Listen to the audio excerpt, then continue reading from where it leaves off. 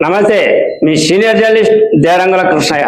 ఈరోజు ప్రధాన అంశం ముఖ్యంగా పోలీస్ కరెక్టా, రాజకీయం కరెక్టా, పులివెందుల నుంచి ఆంధ్రప్రదేశ్ వరకు అనే అంశంపై విశ్లేషణ. కూటమి ప్రభుత్వం వచ్చినప్పటి నుంచి కూటమి ప్రభుత్వం మీద వైకాపా పార్టీ నేతలు, కార్యకర్తలు పోలీసులతో యుద్ధం చేస్తున్నారా, పోలీసులే వైకాపాతో యుద్ధం చేస్తుందా?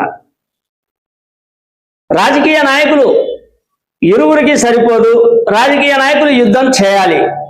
కానీ యుద్ధం చేయడానికి పోలీసులను వాడుకునే రివాజు మారింది.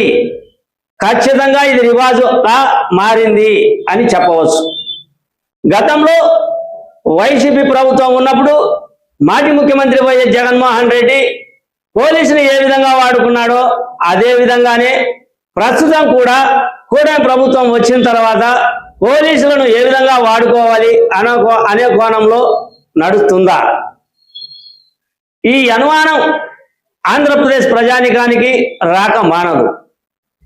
ఏ సమస్య వచ్చినా, ఏ ర్యాలీలు జరిగినా, ఏ గొడవలు జరిగినా, ఏ నిరసనలు చేసినా వైకాపా నేతలు పోలీసులతో యుద్ధం చేస్తున్నారు, పోలీసులు వైకాపా కార్యకర్తలతో, నాయకులతో యుద్ధం చేస్తున్నట్లు సుస్పష్టంగా అర్థమవుతూ ఉంది. డిఎస్సి అవినీతి అని వైకాపా నేతల ఆరోపణ, సవాళ్ళు విసురుతూ ఉన్నారు. అవినీతి లేదు, ఏమీ లేదు, కోర్టు కూడా చెప్పిందని కూటమి ప్రభుత్వం వాళ్ళు చెప్తూ ఉన్నారు. వీరు ఇరువురు తేల్చుకునే విషయంలో మధ్యలో పోలీసుల పాత్ర కీలక పాత్ర అయ్యిందా? డిఎస్సి కార్యక్రమంలో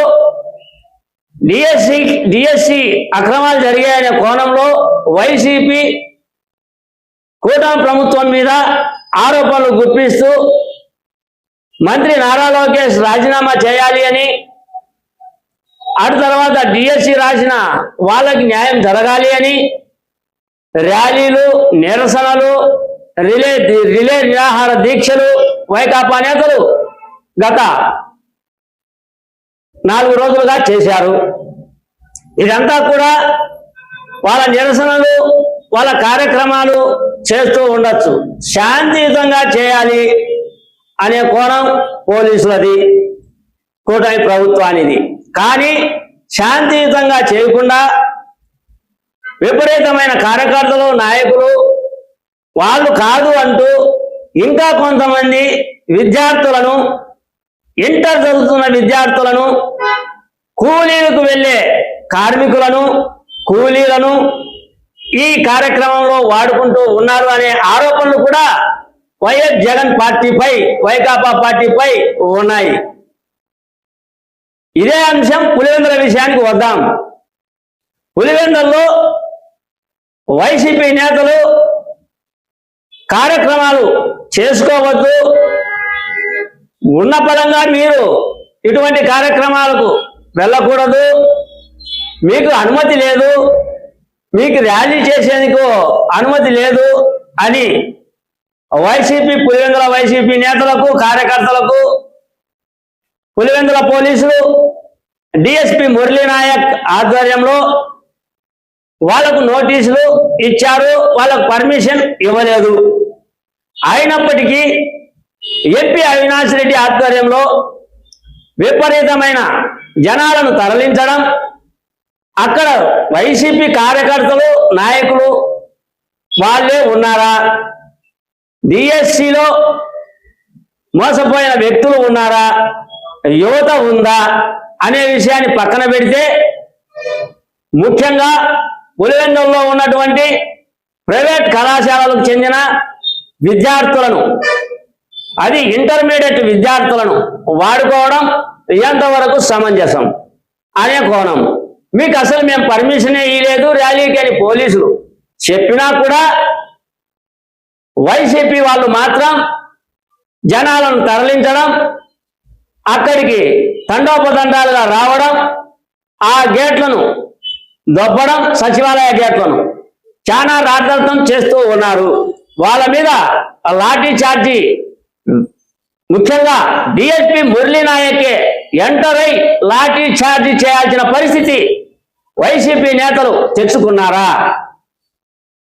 ఈ విషయాన్ని మనం గమనించాలి. పోలీసులు కరెక్టా? ఈ వైసీపీ రాజకీయ నేతలు కరెక్టా? సరే, ఈ విషయాన్ని పక్కన పెడితే పోలీసులు మేము కూడా శాంతియుతంగా ర్యాలీలు నిర్వహిస్తాము, మాకు మద్దతు తెలిపే డిఎస్సి యువతతో అని తెలుగుదేశం పులివెందుల ఇన్ఛార్జ్ అయినటువంటి బీటెక్ రవి పోలీసులకు వినతి పత్రాన్ని అందిస్తే వాళ్ళు అనుమతి ఇవ్వలేదు అంట అని నిన్న బీటెక్ రవి కూడా విలేకరులకు ఏర్పాటు చేసిన సమావేశంలో మాట్లాడారు. అందులో భాగంగా అసలు ఇంటర్ విద్యార్థులను, ప్రైవేట్ కళాశాలకు చెందిన విద్యార్థులను తీసుకువెళ్ళడం ఏమిటి? అక్కడ యువత ఉండాలి కదా, నిరుద్యోగ యువత ఉండాలి కదా, డిఎస్సికి సంబంధించిన వ్యక్తులు ఉండాలి కదా, వాళ్ళు ఎవరూ లేరు. కేవలం వైసీపీ కార్యకర్తలు, నాయకులు.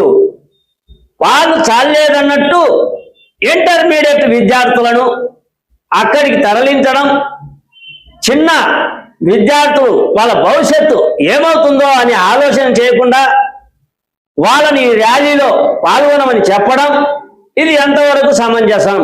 శాంతి భద్రతలకు భంగం వాటిల్లే పనులు వైసీపీ చేస్తుంది. ప్రశాంతంగా ఉన్నటువంటి పులివెందులను నానా రకాలుగా అశాంతికి లోను చేసే ప్రయత్నంలో వైసీపీ వెళ్తుంది అనే కోణంలో బీటెక్ రవి మీడియా సమావేశంలో చెప్పుకొస్తూ ఉన్నాడు. అయితే ఈ రాజకీయ నాయకులు కరెక్టా? వైసీపీ కావచ్చు, తెలుగుదేశం కావచ్చు, విధులు నిర్వహిస్తున్న పోలీసులు కరెక్టా? అసలు ఏం జరుగుతుంది ఆంధ్రప్రదేశ్ పులివెందుల నుంచి అమరావతి వరకు? కూటమికి, వైసీపీకి, పోలీసులకు అనేదే నా ఈ చిన్న వీడియో. మీ సీనియర్ జర్నలిస్ట్ దేరంగుల కృష్ణయ్య. నమస్తే.